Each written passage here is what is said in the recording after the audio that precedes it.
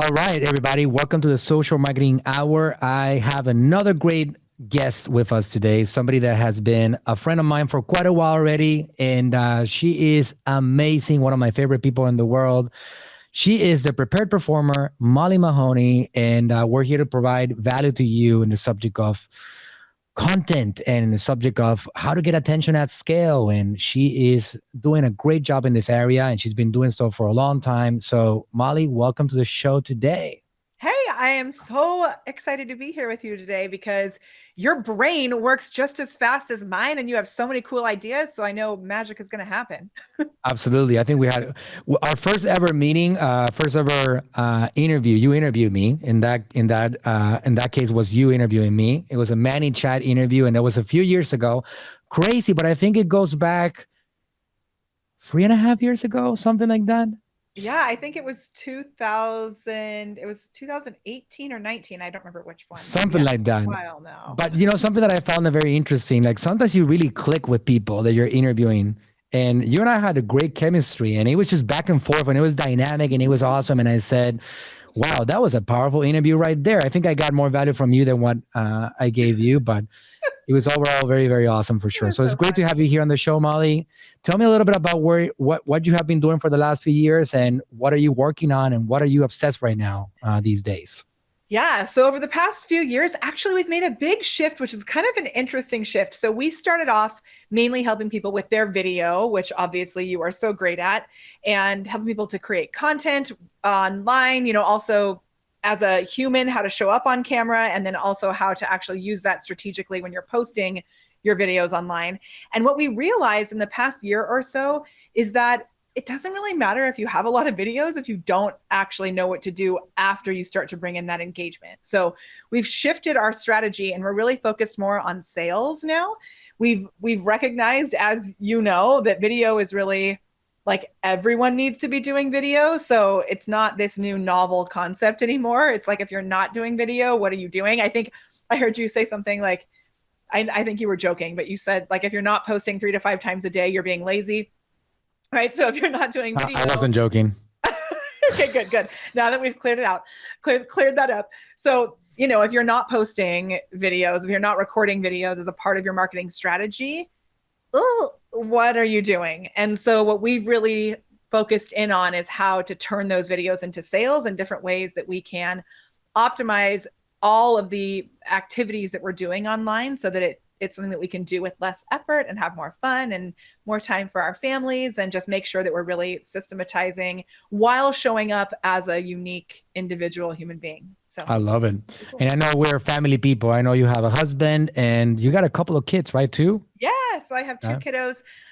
One that I told you just turned 11. So Frank, he's named after his grandpa, Francisco Jorge Dominguez. I don't know if you know that, but That's he's my like, father's name. I love it so much. I think we've talked about it before. Yeah. So yeah, that's Frankie. And then his little brother, Charleston. He's Oh, that's 8. awesome. So That's awesome. yeah. Well, I got 4, right? I think I Yeah, told you, I right? know. I've met Yeah, some of them like in passing. that's right. Yes, you did. Yes, you did. So, Molly, that's an interesting approach that you have right now going on, because I know you've made some content go viral, but at the end of the day, right? What's the value of Yeah. viral content when you don't know what to sell to people, or you don't know what to put in front of people, Well, right? and taking control of it on your own side too, right? So we had one video that hit a reach of 39 million organically, which was kind of a test just to kind of see if it would work. And Facebook actually paid us $36,000 for that one video. It was so cool. But then I realized the content in that video was not really what I wanted to be focused on. It was me just kind of playing around with reels and seeing what would work. And Although it was a nice chunk of change, it oh was my gosh, nice to yeah, get I that little wasn't check mad from about it. Facebook. I mean, it was pretty cool. But it was like, do I then double down on these more viral type videos, or do I maybe focus on things that are potentially going to reach a smaller audience, but also make that deeper, bigger difference? So what you do is such an awesome combination of both. So when you can find the thing that is something that you're passionate about, and like, all the help that your dad created in those videos too, it's so you're so lucky when you can find something that you're really passionate about like that has that virality, which is really cool too. So Yeah, absolutely. So obviously it's a different strategy, different approach, right? yeah. So if you have a brand, or a product that you want to build, then the content has a purpose. And that purpose of that content is to help you get attention for eventually that brand. Now, it starts with like, obviously, you want to gain people's attention with value. But what you do is what you've done in the past with that example of 39 million views organically, that's a strategy on its own, right? Because obviously there's a lot more people out there that are great influencers and they know how to get attention at scale, but they don't know how to build a brand. And I'm actually working on that a little bit. I'm trying to help people understand how to build a brand themselves, because that takes anybody that's good communicator into brand building. That's a great overall transition. And having a full client journey where they're coming in through a certain, they come in through the content that you're creating perhaps, and then where are they going from there? So making sure that you are solid in that. Sometimes it's not necessarily like, it's important to have things out in the world on your website or whatever, but I find what's even more important than that is how you have it aligned in your own human self so that you can actually explain it clearly. And you can stand in your value when you're making offers and things like that. So absolutely. Molly, there's a concept that you might have heard me talk about when I presented at Traffic and Conversions. Okay. And I want to hear your thoughts on that. And you have worked with many people over the years. You have seen a lot of people create content. This is a world that you've been living on for a long time.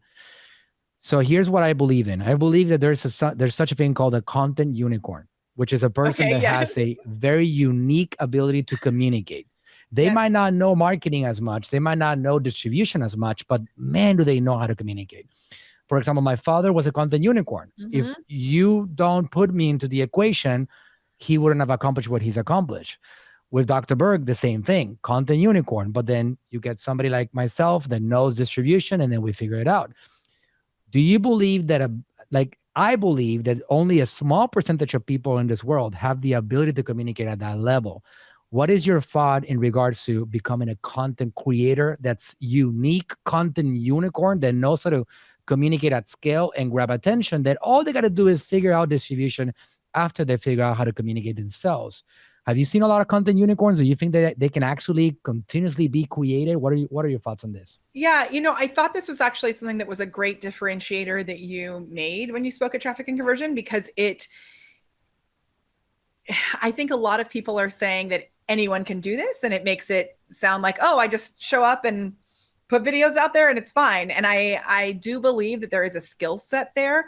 I do believe that some people are naturally gifted in the way that they communicate. I also think that it's something that you can commit to and learn how to develop that skill. So like one of our members, a private client of ours, I don't know if I talked to you about her, but her name's Dr. E. And she had a video on TikTok recently that hit 3 million. And I would say she is someone that I see Amazing. As a content. Yeah, it's awesome. She booked 122 calls in one day. Wow. By the end of the week, they had booked 400 calls through one TikTok video. Yeah, and I like to emphasize this point for everybody, right? So 3 million views. Some people are saying, okay, but what's the purpose of that? Well, the thing is that Dr. E has an actual service. So now she can present to them like, listen, I can help you. So it's a numbers game, right? Because some people say, well, what's the purpose of the million views? Well, a small percentage of these people are going to jump into the next level of engagement with you. So this person that took a video that got 3 million views, and now she got a lot of book calls from that video. And that's where the value of attention comes in. And then that just starts, as you know, the whole process of like follow-up and booking, and actually what happens on those, getting them to show up for the calls. And then what happens on those calls, so there's a whole process after that as well. And there's always a way to optimize each step of the way. And what she actually focused on first, before she even really started focusing on TikTok, was how to communicate in these videos. So we worked with her. She's a full-on expert, someone who was serving, I think, 80 patients a day. Wow. And then launched this coaching business next to that. And it's a different thing when we're talking in a call like this, or, even in a more interview type setting, or with our patients or with our clients, depending on what you're doing in your business. That's different than the skill set of speaking into a camera, which feels really awkward and weird. And, making sure that you are bringing people along for the journey, that you're connecting deeply. There's so many different things that we can do to up-level that communication skill to make you a unicorn. That's really valuable. So I want to talk about that a little bit more, because one of the favorite things that I do here at AGM, which happens to be called attention grabbing media. That's what we do, attention Yeah. at scale. My favorite clients are the ones that are these content unicorns, but Yeah. it would be so awesome that you can create a lot more content unicorns and then I can service them. Yeah. Oh my That's gosh, I love it magical. because I don't want to do the part that you do. So I think that's such a perfect partnership. Let's do it. Absolutely. Because once you make them a content unicorn, like we develop a system around this content unicorn. And I like to describe, and this is something that I'm sure you agree with, like the process of becoming a content unicorn requires 3 major steps. And these are the exact sequence of steps. Okay. You got to commit first.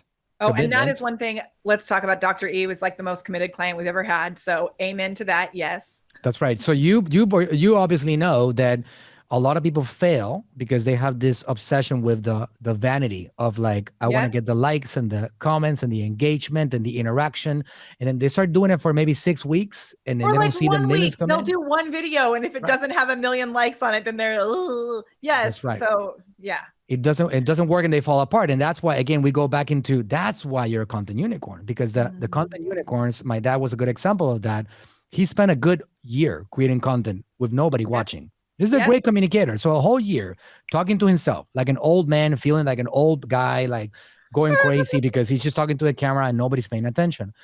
That commitment is an absolute requirement, right? And you got to be like, I'm all in, right? And you get better and better the more that you talk. So I actually ran a program with Les Brown and his son for about a year called Hungry to Speak. And one of the things that Les said again and again and again is that speakers speak.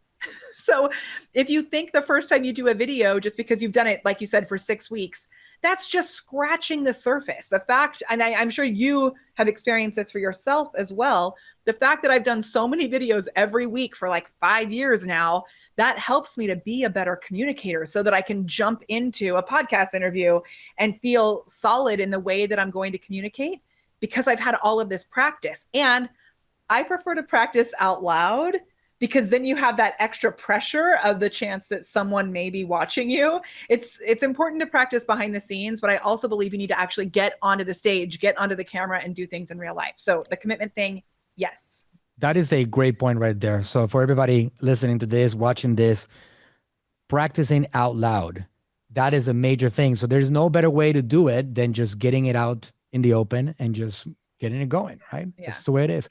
So commitment is number one. That leads towards the second part of it, which is also very, very vital. And again, any of these points drop off and you're not becoming a content unicorn, period. Yep. Number two is quality of the message. So again, like you said yourself, I like how you described that this is something that you got to know that you're going to get better yourself. You're going to improve with time. And it's all just like riding a bike. You get better with the more that you try to ride that bike. Yeah. So when you get the commitment going and you're like doing it consistently because you're in it for the long run, that first year is not about yourself. It's not about the audience. It's about you more than anything. If you get lucky like Dr. E and you go viral on a video, then that's bonus. But other than that, at the beginning, you're doing it for yourself. Yep. Once you get that commitment in place, then we move into quality. And the quality of the message, I'm not talking about a beautiful background like you have yourself right now. So beautiful. You got the glam, the performer, you got the lights. And maybe, I don't know if some people are listening to this and they can't see the fancy background. We did $3 million in collected revenue before I even used a fancy camera. Everything was done just on my webcam. So I'm so glad that you said this because I know your videos are such good quality. And some people may see what you're doing and feel like they can't even get started until they've spent all this money on camera equipment. But your message, the quality of your message, like you said, is so much more important when you're first getting started. Because if you have a fancy camera and a fancy background and your content stinks, if you have amazing content and it's a little bit sloppy, people will give you, they'll give you the benefit of the doubt. And then you can up level when you're ready to once you are that unicorn and ready for Manny to put your stuff all over the place. 100%. So you did $3 million. That's a big number. I did, before I got into the fancy equipment here, $120 million of revenue. You are cuckoo. I love it. So crazy. When you interviewed me 3.5 years ago or so, whenever that was, you should have seen my office, Molly. All right. I actually was in a little small office. I had I bought some paint. True story. Right? I don't think I've ever told this story before, but I bought whiteboard paint. Do you even know what that is? Oh, Whiteboard paint? yeah. I don't have whiteboard paint, but I've got like a stick-on whiteboard on my wall over here. So I kind of know what you mean. It turns your wall into a whiteboard, right? Totally. It was the crappiest setup ever. That's not the whole picture. So I had a small little desk, which was $100 desk from Costco. And I had my older MacBook. I was always at a Mac. And I put the whiteboard paint in the back. I painted it myself. And I had some crappy markers. And I used to do content and just turn around and draw something on my whiteboard.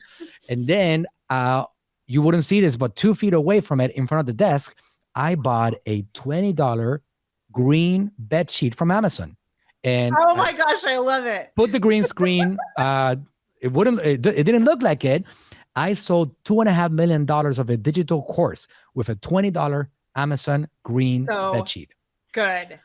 So, I think we have a similar journey like that, right? You build yourself up wherever you are in the journey to something like this, right? And again, the most important thing though is that you actually start, like you make that decision and you have that commitment. So that's right. Yeah, I love it. So the commitment and the quality of the message, so good. I totally agree on both of those. So why don't you tell me a little bit about, let me explain to you what I mean by quality also. So I know that I do not mean this, right? I don't mean a fancy setup. What I do mean is having valuable information to give out.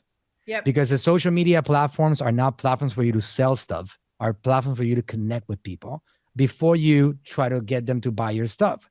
So having a beginning message that actually has a clear communication that this is what you're going to get by listening to me, and having an ending to that message that whenever they finish listening to that video, they feel a little bit better in whatever area it is that you're giving them. And that is applicable to any particular industry.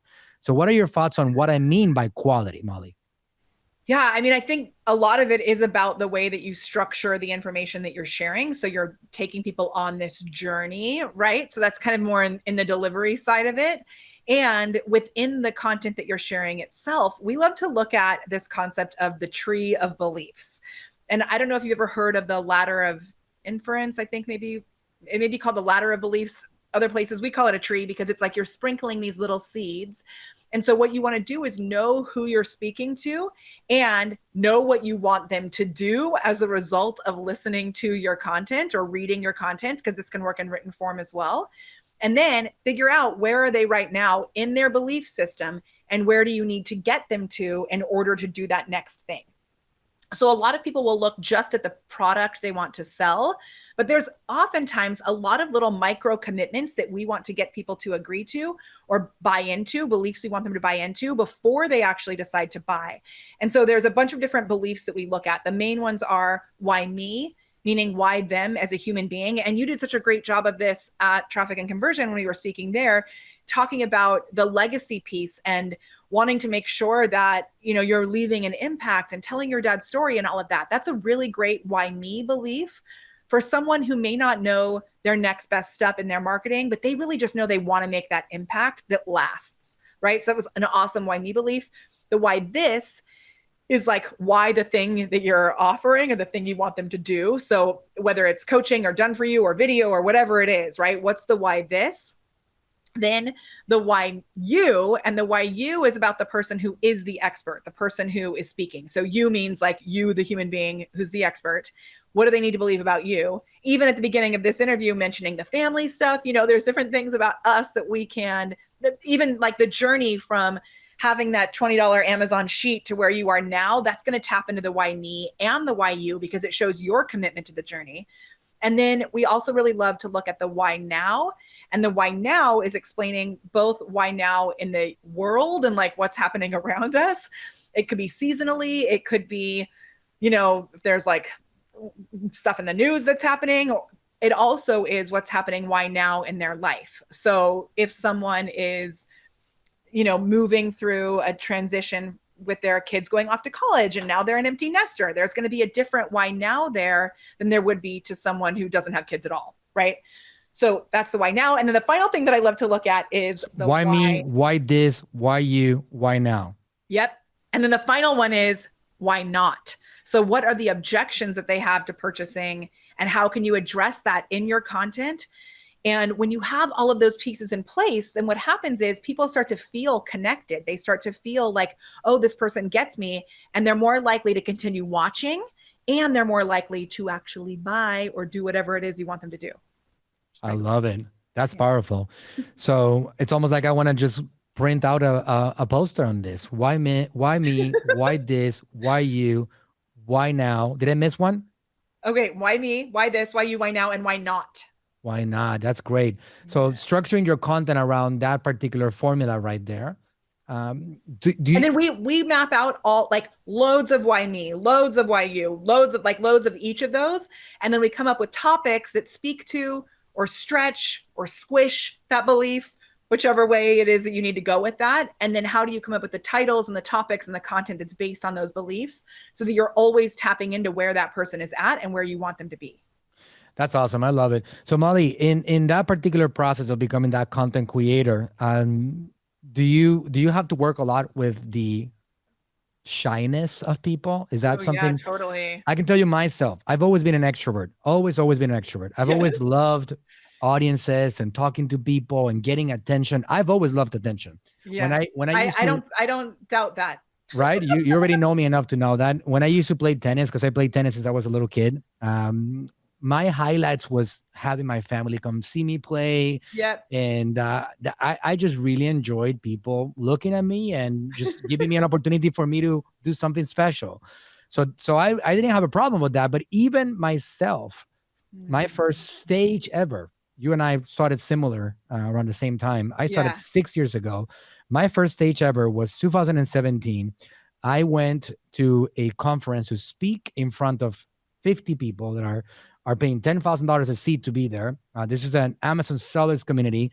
One of my mentors, his name is Ben Cummins. He brought me to the stage and I was trembling. I was shaking. I didn't know what the heck I was doing. Isn't that wild? It's crazy. So this is from an extrovert, right? That is used to talking to people. I had this, there's what is the word? Imposter syndrome. I had a big, like I get on that stage and I'm like, what the heck am I doing here? Yep. I got to get out of here right now. So I spent the good first 20 seconds of that presentation. I was like, I don't belong here. And so if I go through that, I have met more introverts than extroverts. Yeah. How do you get through to that? Because, I have a great content unicorn. My father was like me. He was an extrovert. He was definitely an extrovert. But I have another guy who's a content unicorn, Dr. Eric Berg. He actually took a public speaking fear course. Yeah. Crazy stuff. When you think about one of the top health influencers on the planet right now, he was terrified of audiences. So how do you get through? Because that's the majority of people out there don't want to have this background. They don't want to be on the camera, which they have the goal. They want to build a legacy. They want attention. They want to build their brands. They understand the value of attention, but they cannot muster up the courage to start doing it consistently on the camera. So there's actually three things about this. One is I have a framework that I'll give you. We call it the quesadilla of awesome. It's really good. I don't know. That sounds very Molly. The quesadilla of awesome. Love it. I know. So we'll cover that. Also, I actually have a good friend who has a huge YouTube channel. It's a finance thing. They talk about stocks and stuff. And he's very comfortable on camera, very confident. And he reached out to me a couple months ago and said, you know what? I have had this weird thing happen where all of a sudden, every time I turn on the camera, I'm totally freaked out, because he had a batch of, I think it was just one person actually, who was creating multiple accounts and trolling his videos. And so this one person somehow had the power to put him in this imposter syndrome in his head. And so I just want to recognize that sometimes it comes even after you've already been confident. There's something that someone says or something that you accidentally say that knocks you out and it gets into your head. So give yourself grace if you're feeling that way. And then the other thing is, I think of the lyrics in this song. It's called Farther to Fall by David Wilcox. Kind of random, but he talks about the balance is no harder. It's just that you've got farther. Now you've just got farther to fall. That sometimes as we grow and we're on bigger and better stages, it's like, oh, okay, but it was fine. Can you please say that again? Say the line again. Yeah. He says, the balance is no harder. It's just that you've got farther. Now you've just got farther to fall. Wow, that's deep. And I take parkour classes with my kids, and usually it's like, climbing up walls and doing things where you're jumping and landing and rolling on the floor. And the last class that we took, they actually had us balance on like scaffolding beams, very thin beams. And we started just a little bit off the ground. And then they had us move up to the one on top. And you're supposed to stand on there with 1 foot for 10 seconds. Wow. And I kept replaying those lyrics in my head the whole time that I was up there. And it was such a great visceral reminder of what we go through as creators. I mean, we're doing some ads right now, and most of the stuff that I do is organic, but it's funny, as soon as you turn those ads on, those trolls are out in full effect, and you have to get to or they can be. They're not necessarily always going to be, but you've got to get yourself to a place where that kind of stuff doesn't shake you. So you can be standing up on that scaffolding bar. And if the wind starts blowing, you're so solid in who you are as a human being, it doesn't matter. And that's where our exercise comes into play. Do you want to hear what it is? I love it. Let me just add a little element to that particular thing, which I believe it might help some people understand that it was my realization on the way about the trollers, the haters, etc. Yep. These people, I just feel sympathy and I feel sorry for them. I really do. I truly, honestly, sincerely, I don't feel anger or upset towards them. I really don't. I have gotten to a point in which I understand enough that the humanity of it, because these people are so miserable inside that they got to stop whatever they're doing to hate on somebody else. If you just think about that for a second, if you just really understand the trouble that the world has, because there's a lot of trouble, there's a lot of misery, broken marriages, abandoned children, drug addiction, like people that have gone through so much trouble. It's incredible. But for you to be able to get on the mindset to go and, like, you see Molly Mahoney giving value, and she's just really just educating and she's inspiring people. And for somebody to go and troll on her stuff, they have to be so unhappy internally. And that's all it is. So the more that you understand that, the faster it becomes for you to be able to accept it, that it's an inevitable part of this journey. That for me makes it easy. Sometimes I feel like engaging and responding to them. Sometimes when it gets a little bit out of control, because you can't really win a war with a troller, I just go ahead and block them. I don't know if so sometimes I block, but I will say, and I'm so glad you're mentioning this, because it's been coming up a lot in my community as well. So I'm excited to share this with them. And it's something that I've actually had requests recently on how to deal with them, because I have the same mindset that you do, where I really do feel sympathy for them. I feel empathy. I feel like you must be going through something so tough in order to stop your day and write something mean on someone else's content. And when they're being brave and putting themselves out there, whether it's super valuable or not, like for you to take the time to write something rude on someone else's stuff, unless it's something that's creating hate in the world or something. But we had, and I don't know if you saw this, but we had someone comment on one of my videos a couple of weeks ago, and they said in the chat, they said, you talk too much, it's how you make money, and it's annoying. Wow. Okay, that's the comment. Wow. And I am at the point now where it's very rare that I get my feelings hurt from them. For the most part, I get more excited about how I'm going to be able to respond and how I'm going to then use that to help other people to feel better about their own content. So I had responded and said, like, something kind that was like, as you can see, lots of people here are getting value from this video. Totally good. If, go on and do your own stuff, whatever. I write something that's like nice back to them. What we ended up doing, did you see the Halloween costume meme that was like, put a picture of yourself or something and then write what the costume would be? Did you see this meme that was going around? I haven't seen it, no. Okay, so it's basically like... Oh, yeah. No, it went super crazy, right? Everybody started doing their own version with the bullet points and stuff like that. Yeah. And so people were putting a picture of themselves in there, and then it would say, like, video content creator, and here's all the ways you can dress up as a video content creator, right? So my team sent me the empty blank one, and they were like, we should do this. And I said, yeah, I've seen it. I just can't think of anything that's funny.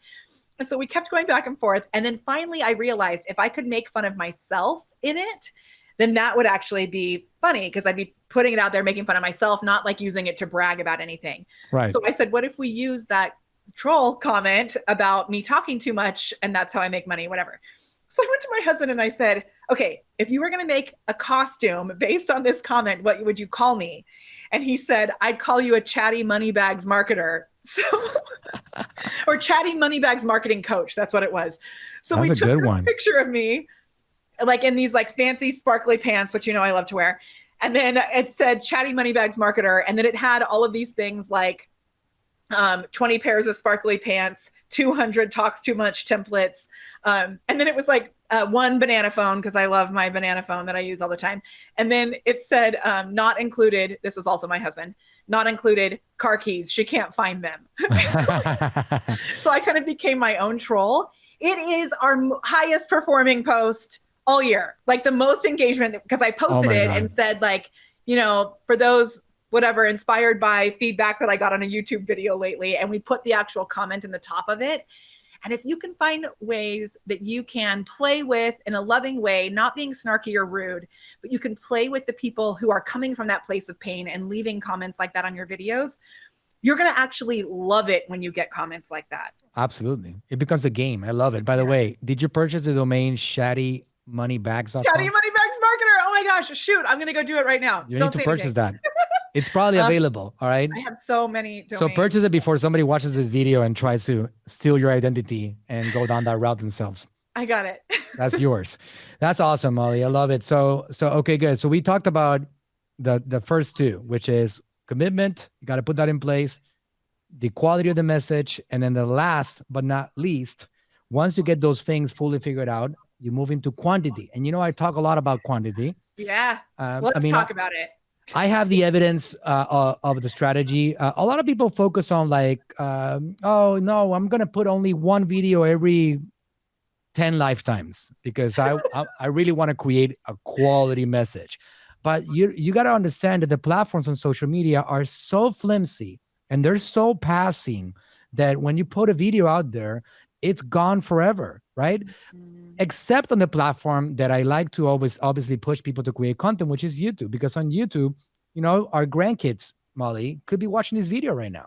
Somebody might be asking, so Frank has your grandkid in the future, and little Frankie wants to find out, how did my grandma build her business?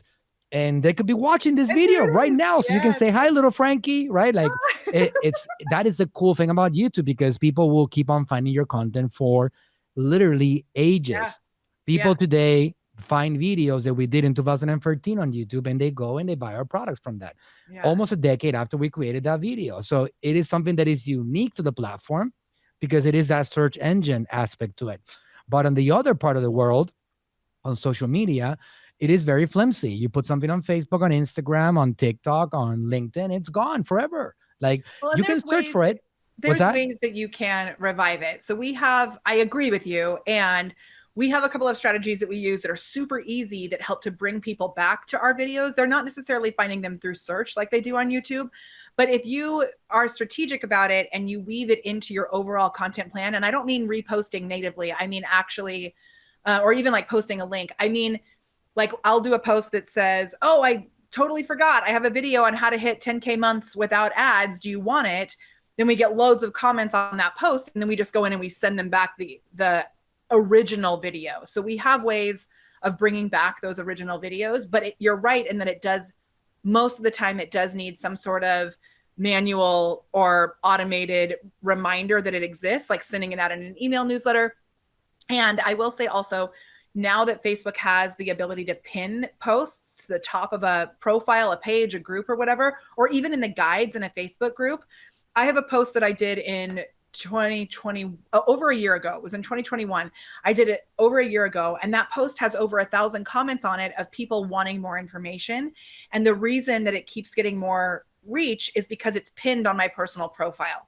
So even if you did a piece of content a long time ago, if you continue to keep it in a place where it is still visible and you bring people back to it, it's not obviously as good as YouTube and the fact that people can search and find it, but there are ways that you can revive those pieces of content as well. Makes sense. That's a hot tip right there.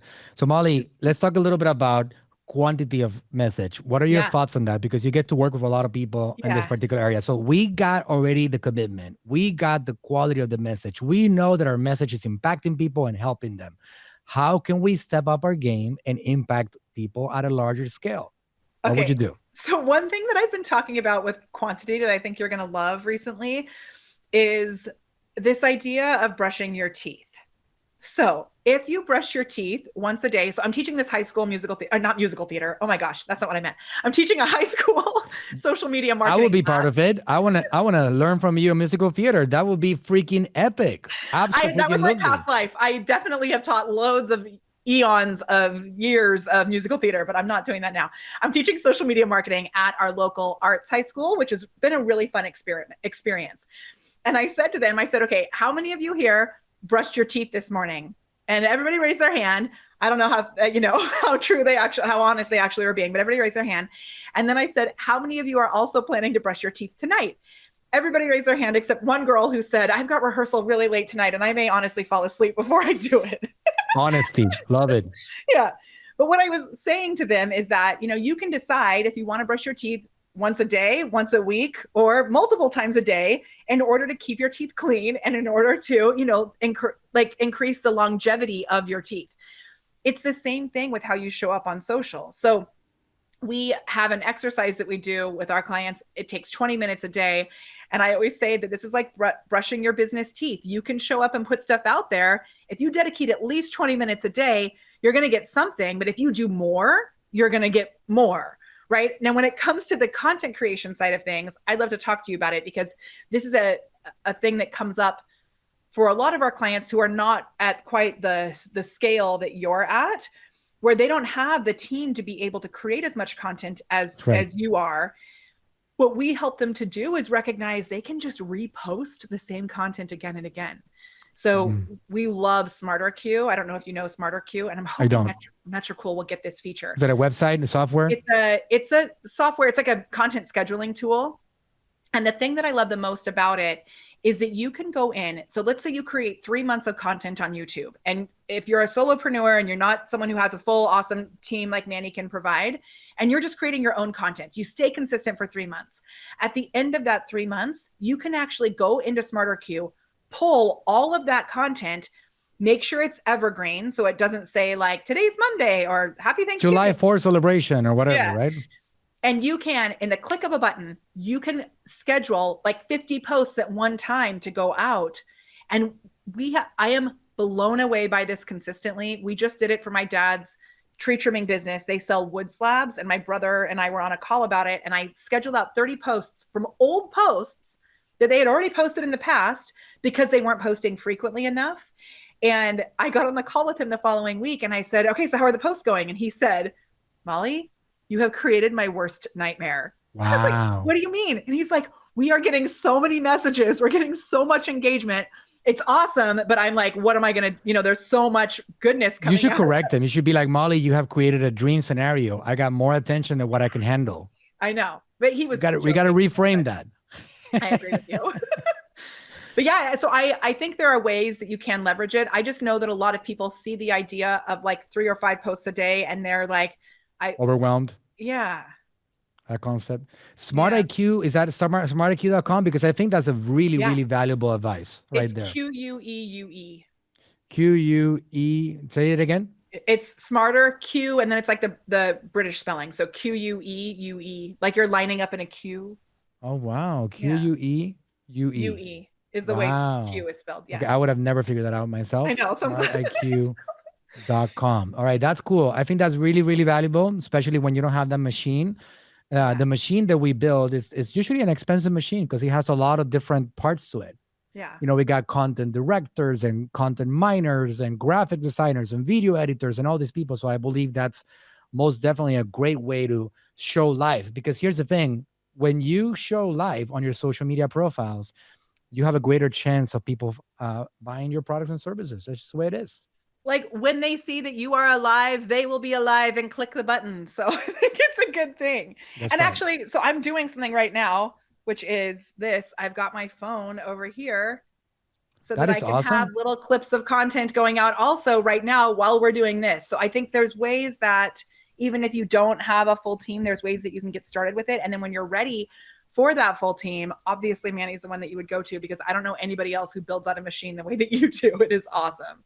So yeah, leveraging these things, right? Otherwise, it would be a waste. Like if Molly doesn't have that recording right there on her phone, this is 45 minutes so far of like straight fire. She's given so many different tips. So if you think about it, the social media platforms, Facebook, Instagram, TikTok, YouTube Shorts, right now, the content that is really taking off is the whole vertical short form content, which is 1 minute longs, 1.5 minutes, etc. So from this interview, her team can probably get 20 of those clips of her talking about it. So now you got like all this content being created around you. If she doesn't press that button, she misses out on that opportunity to create that content. So there's opportunities right in front of your face that we all can take advantage of. So that's really cool and one stuff. other thing that I like to use as an example for that, especially for not necessarily value focused content, like not educational content, but if you are somewhere and you feel or a ooh, like in your own soul, capture it if you can and take it with you. I don't think this needs to be something that necessarily takes us out of the present moment with our loved ones. But if you see a beautiful sunset, take a photo or a video of it. You can turn that into a TikTok video or a reel so easily. Totally. So there's so many ways that we can capture these little moments and be a little mindful of the end result and how we can bring our community on the journey with us. Amazing. I love it. So content commitment, content quality, content quantity. Put those things in place.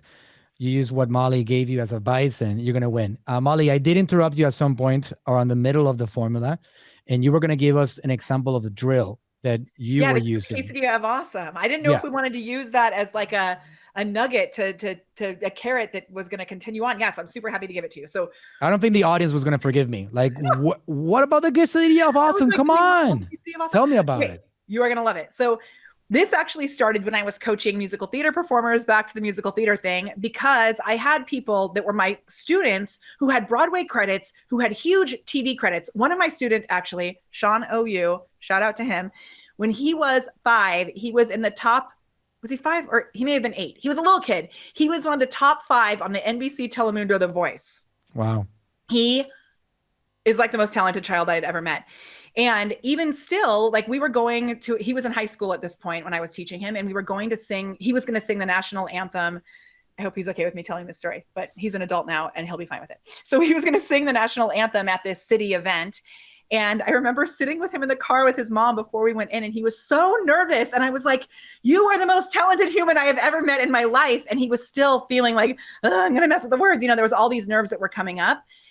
And so we created this strategy for my musical theater performers, adults and kids. And then we realized it was something that was super valuable for business owners on camera too. So here's what you do. Can you play with me? Put your hands like this. I know we only have a little bit of time. Okay, so you're going to put your hands in a ball, and inside this ball, you're going to put all of the things that you offer in your business, all of the amazing things that go into your content, into your business. You got them in there? I think so. It's a lot, though. I got it's a lot. So maybe you got to make a bigger ball. Okay. Okay. And then we're going to take that and we're going to throw it in the air. Whoosh. Okay. And now, just like in Mikey TV on Willy Wonka, when he's like getting into the TV, he's like, keep my hands above. Keep them up here. Yeah, you can keep your arms up there. I do this thing. If you guys are listening to the podcast, you need to find the video on YouTube, all right? So you can watch this.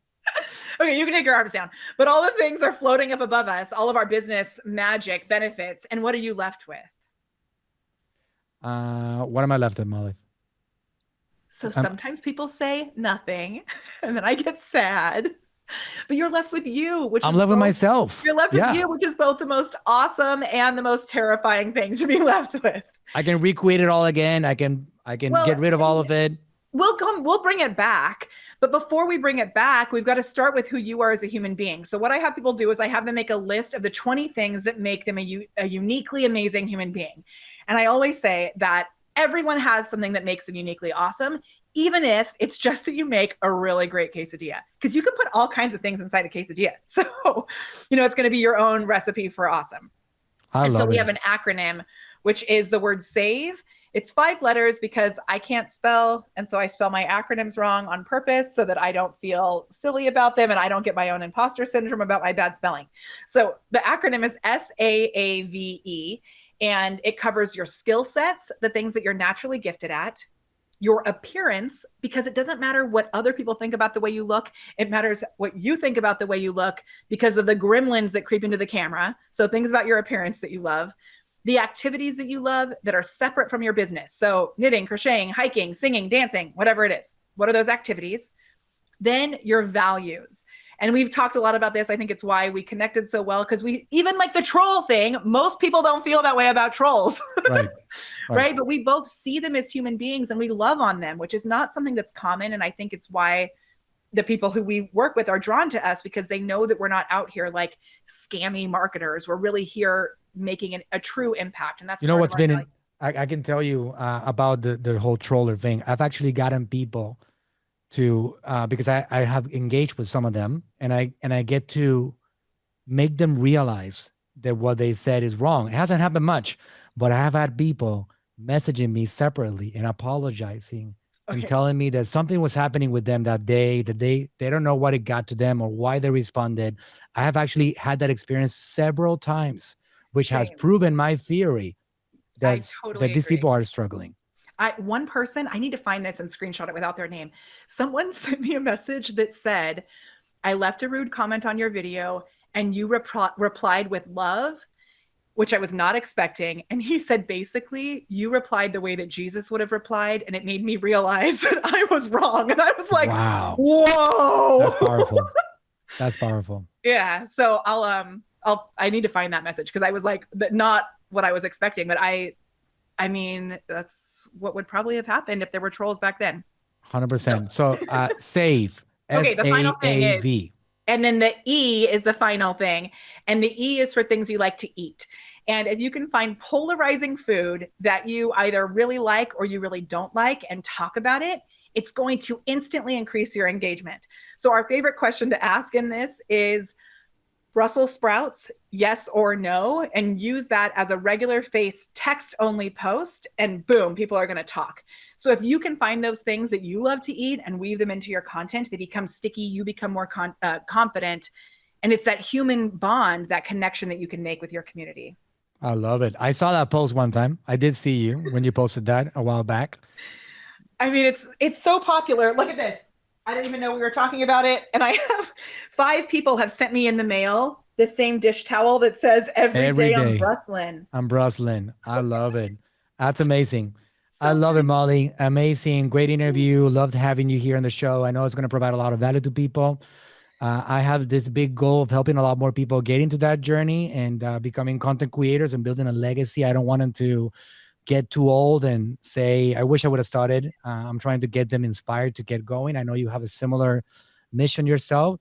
So on your side, Molly, how can they connect? I know you mentioned that you have some value for the audience listening in if they wanted to get access to some of the stuff that you have going on. Tell us about that. So I put together something really cool, and we actually just are in the middle of upgrading it.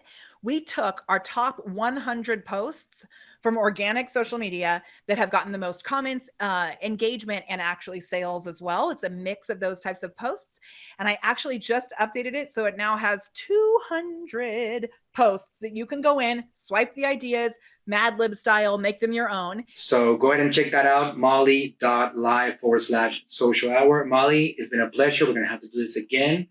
A ton of value. We can talk more about the quesadilla of awesomeness. And I know you got a lot more things that you can talk about. All right, guys, thanks for tuning in. I will see you on the next episode of the Social Marketing Hour.